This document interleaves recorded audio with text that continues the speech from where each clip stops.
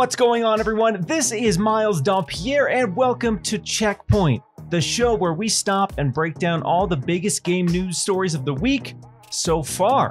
Joining me today is my good pal Jez Corden, and we have a lot to talk about. First up, Xbox has announced the Xbox Game Pass titles for the first half of March. And the big headliner for the first half of March is Marvel's Guardians of the Galaxy launching in Xbox Game Pass.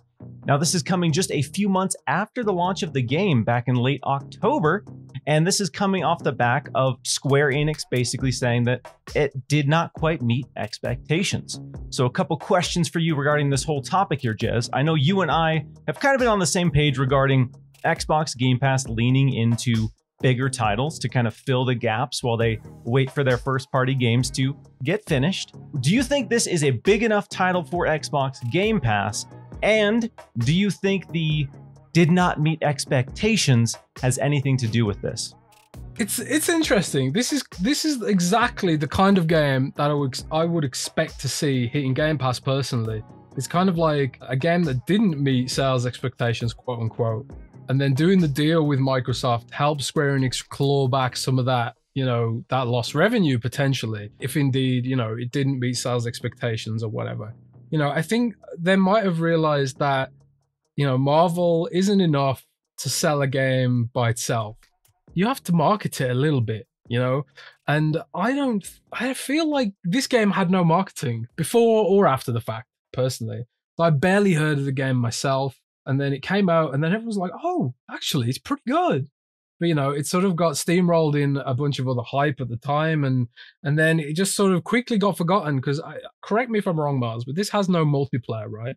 Correct. This is the opposite of Marvel's Avengers in the sense that this is a single-player story-driven experience.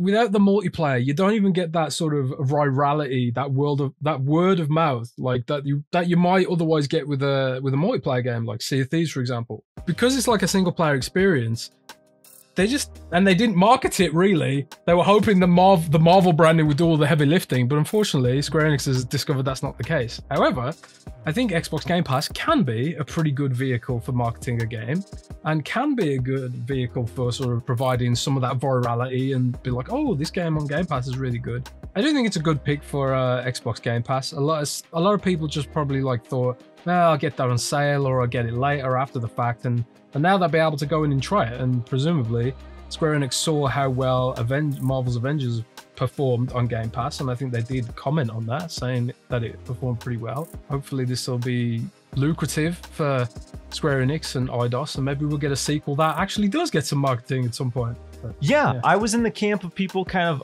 honestly uninterested in Guardians of the Galaxy. I wasn't sure that it would do what I wanted it to do, but like you said, there wasn't a ton of buzz despite the fact that this was a major Marvel release. But then when it came out, there were a lot of people legitimately throwing this in the Game of the Year conversations. Like, a lot of people really, really enjoyed this game.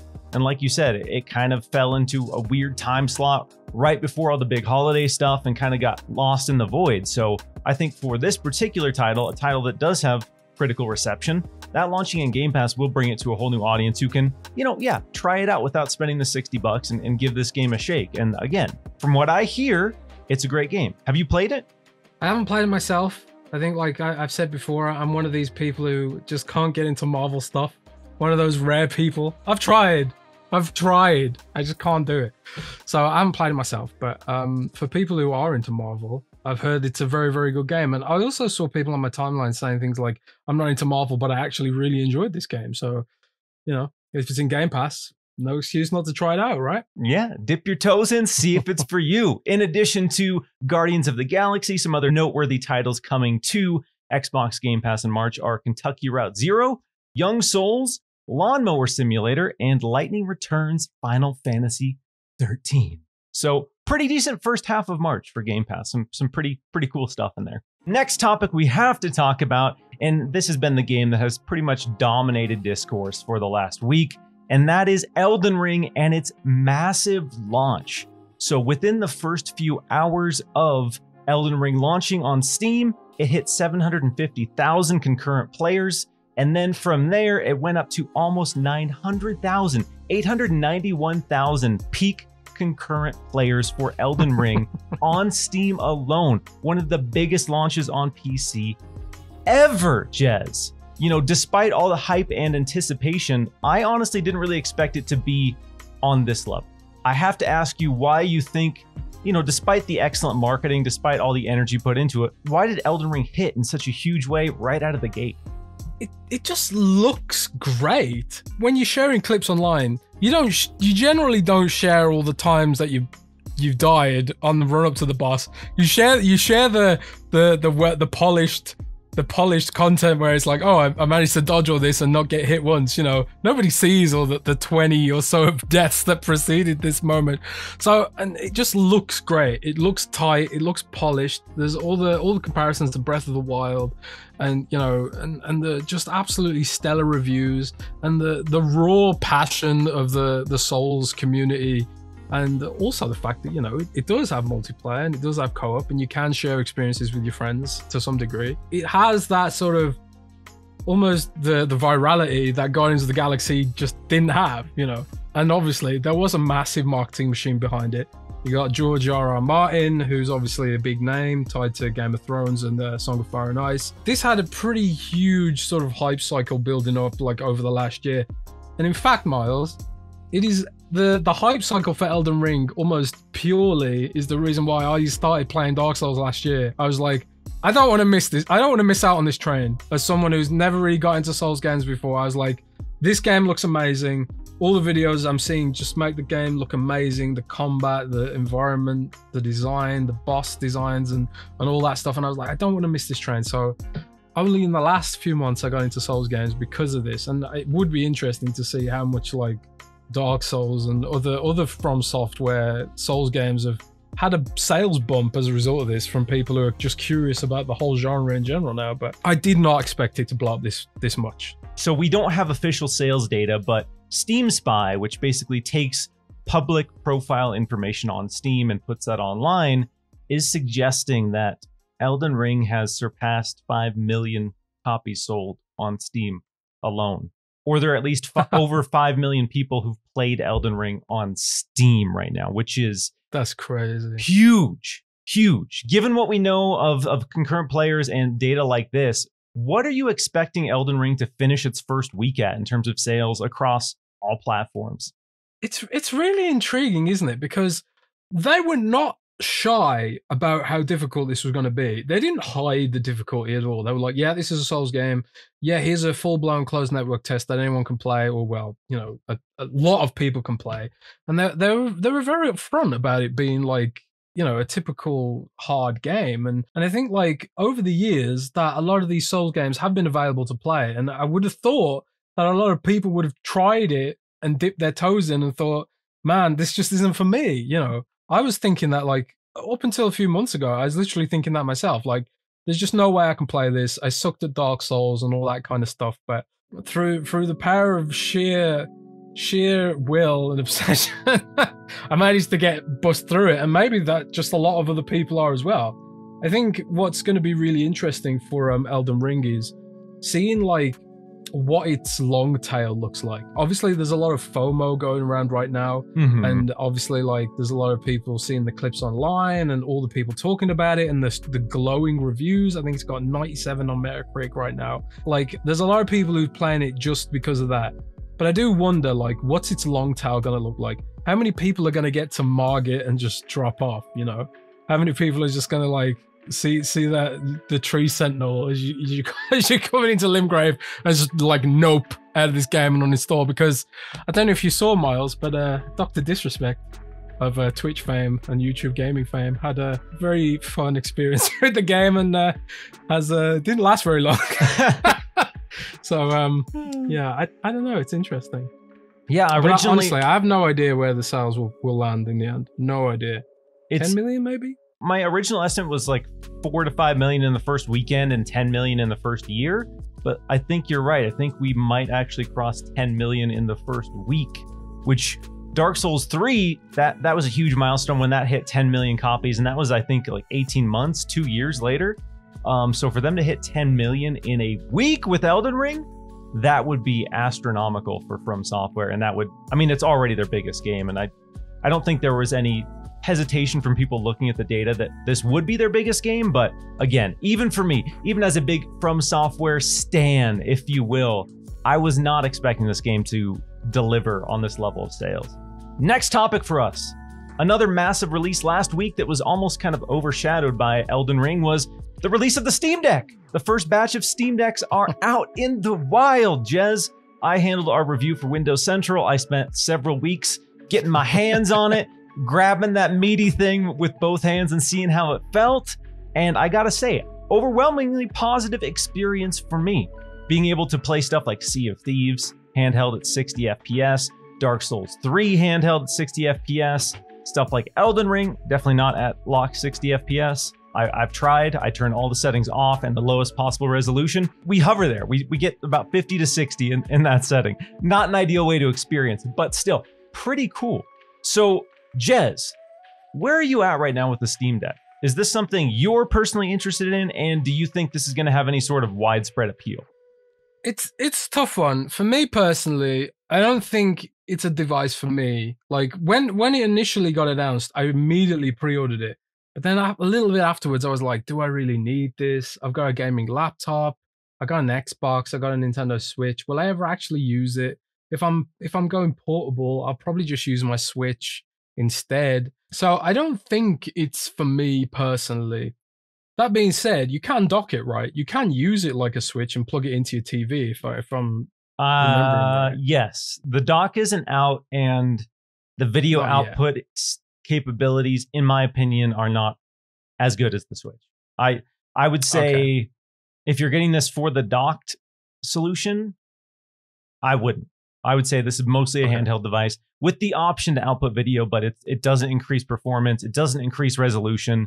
No matter what you output to, it's what is it, 1200 by 800 for the output. So right. That is it. So even if you have a 4K TV, you're getting 800p max for your output. Yeah, I suppose, but it's kind of like if you are someone who doesn't have a gaming PC or a gaming laptop, like my I've got a Razer Blade 17, which has a RTX 2017, I think. So like I get pretty good performance at 1080p, right? But this laptop also costs well over $1,500, if I remember right. If you're someone who doesn't want to spend that kind of money to PC game, and you want a PC game in a sort of console-like way on your TV, the Steam Deck is far, far cheaper point of entry, isn't it? So I think there could be a big market for this. Of course there's a big market for it. But what I wonder is, will Valve do something like Half-Life 3 or some kind of headline software showcase for this thing? It's going to be interesting to see how it performs. And also they said they want to get Xbox Game Pass onto it, right? That's right. Yeah, Xbox Game Pass native on that would be fantastic. The operating system overall is so streamlined. I know a lot of people talk about doing Windows on it, but it's kind of a disservice to the impressive tech that's built in there with the Linux and the Steam OS. There is a way to boot apps from within the Steam OS outside, like stuff like Chrome, so you can go on there. So if they can just put a Game Pass app into that, oof. All right, I'm gonna get to a couple community questions from our fantastic community members here. Grime Mayhem asks, how do games that are best played with mouse and keyboard, like Gears Tactics, Age of Empires, or Wasteland 3, play on the Steam Deck? So I tried Age of Empires 2 just to see if I didn't have to connect a mouse and keyboard to see if I could do it. And surprisingly, yeah, if you're okay not using any hotkeys, because you can pull up an on-screen keyboard from the Steam Deck and use it, but I was using just the controller and just the trackpads, and basically the trackpads work as mice, and then the triggers become left and right click. So I played a good hour of Age of Empires 2 just with the controller, and it wasn't that bad. It wasn't ideal, and if you're a seasoned Age of Empires player, you will desperately miss those hotkeys. But for a handheld RTS experience, I gotta say, it was not miserable, and that's way better than I was expecting. Another aspect you could consider there is that Age of Empires 4 is probably going to come out for Xbox this year, based on information that I've received over the last few months. And Age of Empires 4 for Xbox presumably will have full-blown controller support, and it will have like a UI designed for controllers and stuff like that. So maybe they'll bring some of that to the Steam Deck as well, because Age of Empires 2 is a bit of an older game, so like maybe they're shoehorning it in a bit there. But Age of Empires 4 is something new they could potentially work into the Steam Deck there if they are making an Xbox gamepad controllable when they do bring it to console. Maybe it'll be mouse and keyboard only, but I highly doubt it. Yeah, I highly doubt it on the console side. Tarnish Huffy asks, can you talk about Xbox on Steam Deck? It would be cool if Microsoft let you install games straight to it from there. Since Valve is super open with the ecosystem, a version of Xbox OS on it would be cool to see. That would be pretty cool to see. I would love to see native Xbox games. I tried stuff like Sea of Thieves, Halo Infinite that are on Steam. Stuff like Halo Infinite right now, you can't play, doesn't open. Master Chief Collection, another example. Due to some of the anti-cheat stuff, there are certain multiplayer titles that aren't working. Destiny 2 is another one. But yeah, like Jez mentioned, Xbox Game Pass could easily come to SteamOS without any sort of additional software needed. But, you know, as we mentioned a little bit earlier in the year, here's to hoping that Xbox is taking, you know, some of that rumored prototyping and maybe delivering on an Xbox handheld in some capacity. Because that's my dream. After playing Sea of Thieves on the Steam Deck, I want to take my library of 500 Xbox games and play it on a dedicated handheld because, ooh. Hey, Miles, you might get your dream. You might get your dream come true. Yeah, now we're talking. Now we're talking. All right, Jez, final topic for today's episode of Checkpoint. Many members of the community are hungry for Xbox news. I'm sure you've seen it online. There's been this lull since the holidays in the Xbox camp, and people are feverish for more Xbox details. This is coupled with some definitely not confirmed rumors that PlayStation might be doing some sort of showcase in March, which has led a lot of people in the Xbox camp to say, yo, Xbox, when are we getting some news? When are we seeing Redfall? When are you giving updates on these games? So Jez, do you think we're waiting until formal E3-ish for an update from Xbox? I have no information personally about when Microsoft's going to put out an event, but I think like the community is starting to make a lot of noise about this. Like we had your article from a few weeks ago calling on them to do a Nintendo Direct like special more frequently than they have been, and I think that's absolutely the right choice. As they move ahead, they're going to have so many games, so much content, so many updates to talk about and all that kind of stuff. They really do need a format that sort of keeps that hype train rolling. It feels like a million years since we've heard anything about any Xbox game. We got like an update about Hellblade back at the Game Awards, and before then there was months and months and months we waited for information that I can think off the top of my head. We're starved for information here on what exactly Microsoft's doing with some of its games, but yet it has so many studios, so it kind of beggars belief that we haven't heard more beyond like, you know, leaks from our friends like Jeff Grubb and myself. I have no idea, but God, I hope that we get something before June, because June's a long way away, isn't it, Miles? Yes, and again, as we've seen, you mentioned Game Awards. That wasn't that long ago in the grand scheme of things, but for people in the Xbox camp who want updates, like you said, that feels like an eternity. So people are angry and disappointed that they might have to wait till June or July even to get a big Xbox update. And again, nothing is confirmed at this point, but here's to hoping they are listening to feedback and adapting their model to cater to that. Regarding when we might see Xbox games, Andy Freeman asks, do you expect the Indiana Jones game from Machine Games to come out next year with Indiana Jones 5? Or do you think that's too early? Personally, I have no idea. I've got no information about Bethesda stuff, and I am working on getting some information out of Bethesda. But when was that game announced? It was like over a year ago now, right? A couple of years. That maybe? Was pretty much immediately after the either deal was closed or deal was announced. I want to say it was when the deal was announced. Yeah, because Disney did like a whole bunch of third-party deals with I think they did some with Ubisoft and EA and also Machine Games for Indiana Jones and then there's a whole raft of partnerships like straight away. And I think one of the reasons they announced those partnerships is because they want to start hiring for them. And, you know, in order to hire for them, you kind of have to put it out there because it makes things susceptible to leaks, especially when it's a big property like Indiana Jones and a lot of moving parts with regards to licensing and stuff like that. So it could be that it's still too early and that when we first heard about the game in that teaser trailer, it was still extremely early for the game.